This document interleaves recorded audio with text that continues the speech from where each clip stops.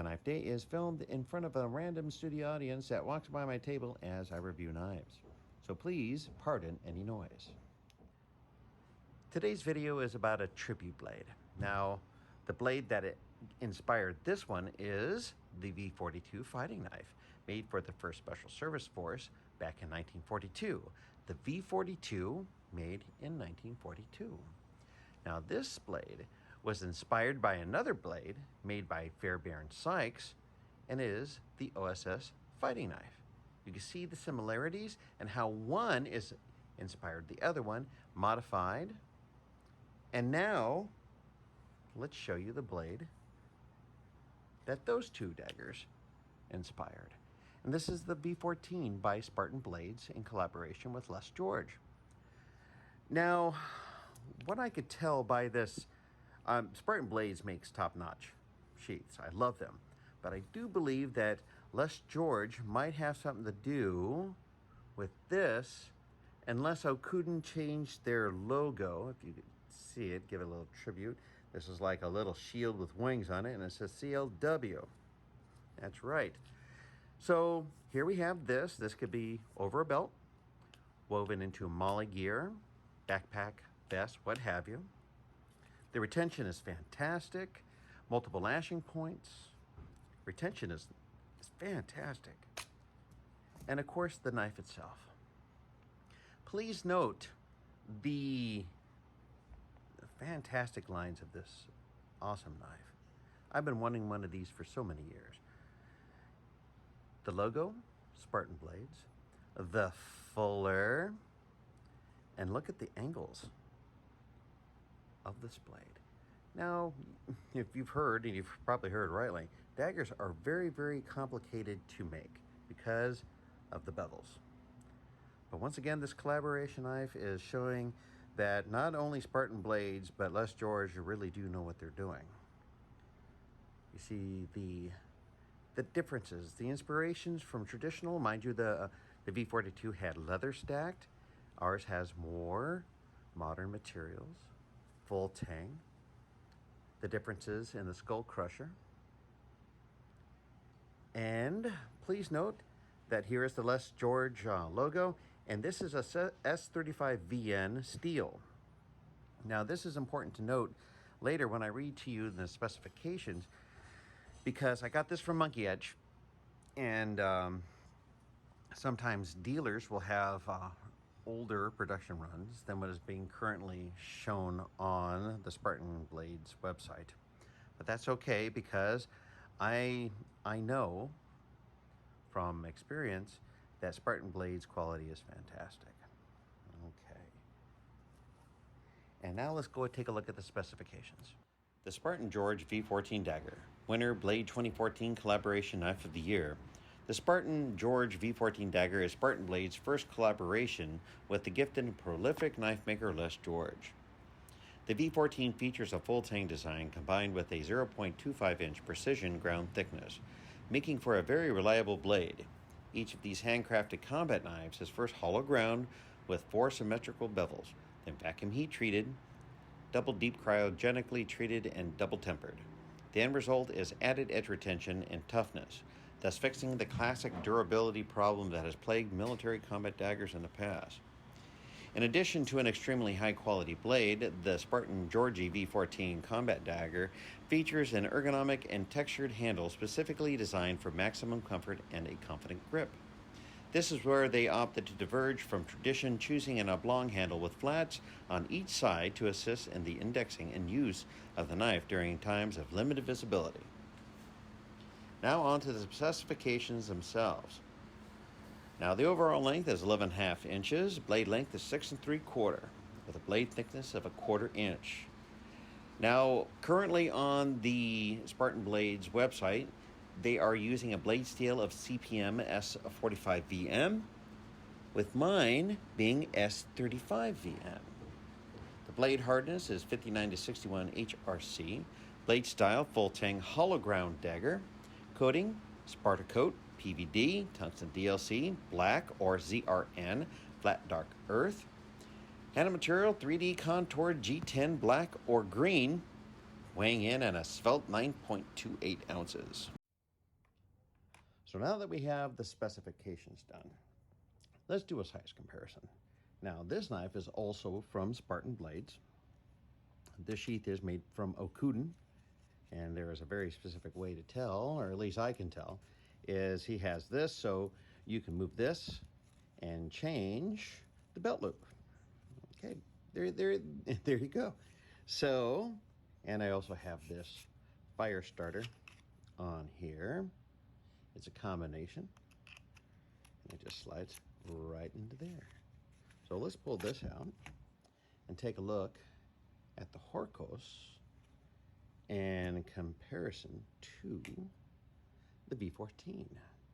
Well, let's put it down here, why don't we? Okay, from butt to tail, we can see that the V14 is a little bit longer, but it is not as wide. I would recommend that if you're going to do any crazy camp chores with a knife, you would do it with this and not with this. Hey, sadly, it has to be said, because everybody wants to baton knives through trees and bricks and nails and what have you, possibly because of the influence of forged by fire, but not all knives are meant to be used in that fashion.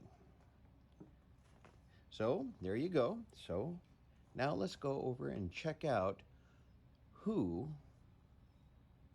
made this.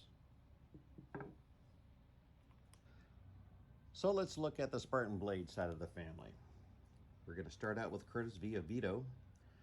Curtis entered military service as a U.S. Marine, and at the completion of his first tour as a nuclear security guard, re-enlisted in the U.S. Army. He was then assigned to the Rangers, where he participated in the combat airborne assault of Rio Hato in Panama during Operation Just Cause. He volunteered, was selected and trained as a Special Forces weapons sergeant. He specialized in all aspects of unconventional warfare with an emphasis on counterterrorism and sniping. While serving in Special Forces, he developed an interest in knife making, which he advanced by making knives for his buddies in the 1st Special Forces Group, Airborne.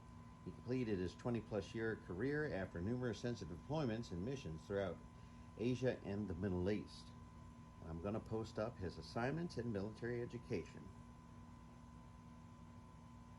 Now we're going to move on to Mark Carey. Mark Carey entered military service in the U.S. Army in 1984 and completed his first tour of duty as a light infantry soldier in Ulm, Germany. He was then assigned to a mechanized unit at Fort Knox, Kentucky. He volunteered, was selected and trained as a Special Forces medical sergeant. He specialized in all aspects of medicine, unconventional warfare with an emphasis on counterterrorism and sniping. While serving in Special Forces, he developed an interest in business, logistics, and entrepreneurial development. He completed a career of over 21 years with numerous sensitive deployments and missions throughout Asia. I'm going to list his assignments in military education here. So let's take a look at the Les George side of this knife. Now, he began making knives in 1992 and had been fortunate enough to have worked with and learned from some of the best knife makers in the world. The maker most responsible for his progression is Stan Fujisaki of Kanoe, Hawaii. I apologize if I mispronounced and butchered everything from there, but I digress. He had been making knives for several years before he met Stan, but he opened the door to a new level of knife making for him and shared his considerable knowledge with him freely. He continues to refine his craft and build on all that he has learned so far. Now, he enlisted in the United States Marine Corps in 1997 and spent over 10 years in its service. He served as a heavy equipment mechanic, an embassy guard in foreign lands, and a senior explosive ordnance disposal technician in many of the world's garden spots. He has trained in explosive dynamic entry, advanced access and disablement, improvised explosives and devices, weapons of mass destruction, close quarters combat, and many other technical and tactical skills.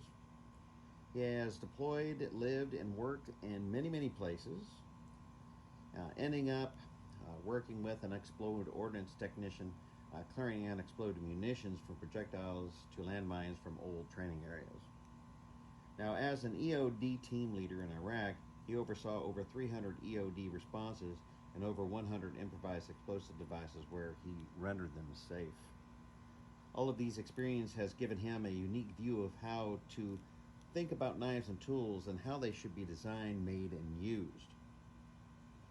And here you go. Here's a guy, here we have 3 people with military service ranging from a decade to, over 40 years.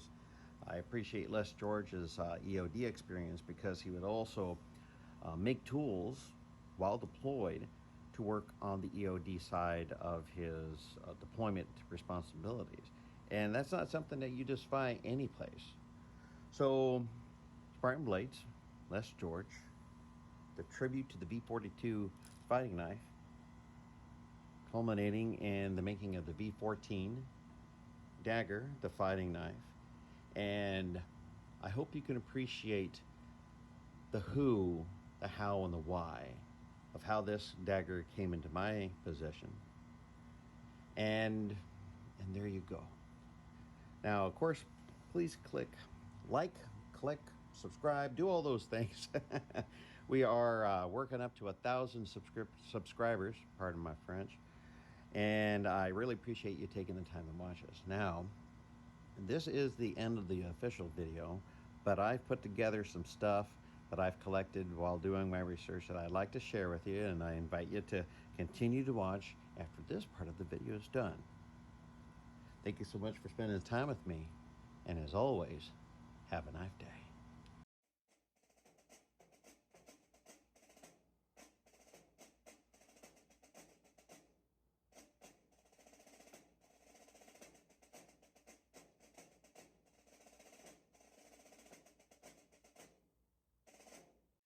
U.S. Army Special Forces units today trace their lineage and honors directly to the 1st Special Service Force, FSSF, the Joint Canadian-American Organization formed in July 1942 at Fort William Henry Harrison, Montana. This regiment was an all-volunteer outfit with exceptionally high standards and extensive and rigorous military and physical training. The Forcemen, as they called themselves, were trained in airborne operations, mountaineering, amphibious operations, and ski tactics. The FSSF fought under Allied command with great bravery and considerable success in the Aleutians, Italy, and southern France. The force got its nickname, the Devil's Brigade, during the Italian campaign from a passage in the captured diary of a dead German officer who had written, "The Black Devils are all around us every time we come into line, and we never hear them." The Forcemen were issued special gear including specialized weapons, leather jackets, mountain climbing gear, parkas, and other cold weather equipment. As an elite commando-type unit that would operate near or behind enemy lines, the FSSF had a requirement for a special type of fighting knife. The knife envisioned by its commander, Lieutenant Colonel, later Major General, Robert T. Frederick, was actually a group effort among his staff for the perfect fighting knife. FSSF Close Quarters Combat Instructor, Dermot, Michael Pat O'Neill, a former sergeant in the Shanghai Municipal Police Force, suggested the blade profile. O'Neill gave great thought to the needs of those special troops as it related to close quarters combat. Colonel Orville J. Baldwin, FSSF supply officer, is credited with the skull crusher pointed pommel idea. The final rough sketch was sent to 3 knife companies for bids: Camillus, Catagras, and Case.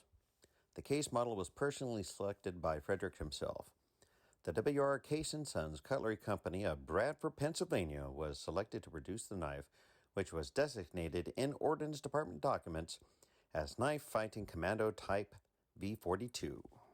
3 prototype knives with polished steel finishes were delivered by Case in August of 1942. Frederick carried one of these prototype knives throughout the Italian campaign, with the other 2 being retained by Baldwin. With some improvements on the prototypes, they were then forwarded to the Ordnance Department for testing on a priority basis.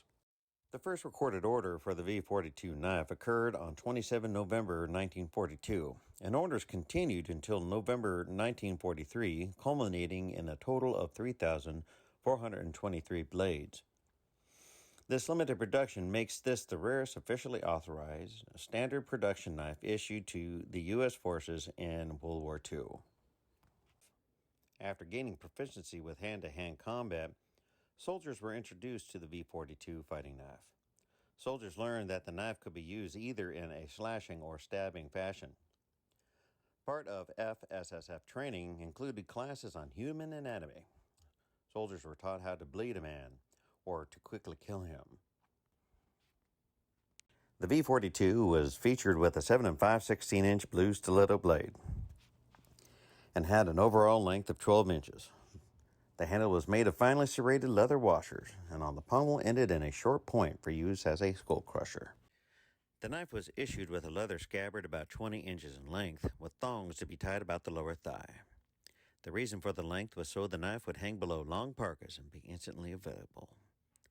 The scabbard was later equipped with a metal backing at the bottom, because the sharp tip of the stiletto-style knife often gouged its way into the forceman's legs during training. The V42's relatively thin stiletto blade, which made it such an effective fighting knife, did not lend itself to use as a tool or camp implement. The blade of the earliest V42s manufactured by Case tended to be somewhat longer and tended to snap off at the end. As a result, the length of the blade was reduced. So unique was the V42 knife that it was incorporated into the first design for the coat of arms of the 1st Special Service Force flag, manufactured in 1943. It is the only heraldic item to appear on the shield and a set of crossed arrows that make up the coat of arms. In 1960, when the 1st Special Service Force was reconstituted as the 1st Special Forces, the parent regiment for all Special Forces groups, the original coat of arms used by the FSSF was adopted by the 1st Special Forces. The shield of the coat of arms has never been changed. The distinctive unit insignia, better known as unit crests, of the 1st Special Forces still has a V42 prominently displayed in the center of the design between two cross arrows. It has been worn by Special Forces soldiers since 1960, when it was originally approved for wear. The 1st Special Service Force was officially inactivated on 5 December 1944 in Villanueva, La Baye, France, but the Case V42 lives on to this day. In the U.S. Special Operations community, it is a symbol of many great accomplishments. White Star training teams in Laos, circa 1960-61, used the V42 on the beret insignia. The 7th Special Forces Group mobile training teams in El Salvador used the V42 on their unofficial pocket patches. Numerous other patches and crests use this knife for their central character as a symbol of strength and courage. A few manufacturers have reproduced the V42 over the years. The Forest knife, with its slim shape, excellent handling, leather ringed pommel, and spike at the end, has become a collector's item not only because of its scarcity, but also because of its grace and balance.